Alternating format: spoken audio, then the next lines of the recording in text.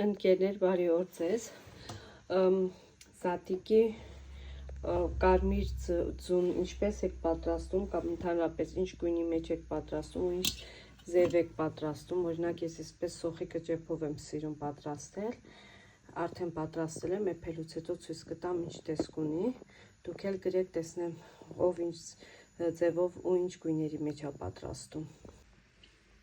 Ուրեմն զատիկին ձուն կարմրացնելուց հետո անցել եմ ձկան պատրաստմանը։ Ինչպես տեսնում եք, ես ձուկը պատրաստում եմ տարբեր կանաչիներով։ Այստեղ կա սամիտ, համեմ եւ պետրուշկա։ Այստեղ կգա նաեւ մի քիչ կարագ։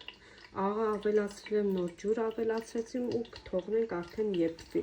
Դուք կարող եք կոմենտներում նաև ձեր բաղադրատոմսը գրել, դուք ինչով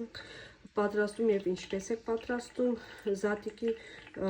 ձուկը։ Կան օրինակ մարդիկ, որ ավելացնում են սև հատիկով բիբար եւ լավրովի լիստ։ Ճիշտ ասած, ես երբեք լավրովի լիստով չեմ պատրաստել, դրա համար ինձ համար անսովոր է։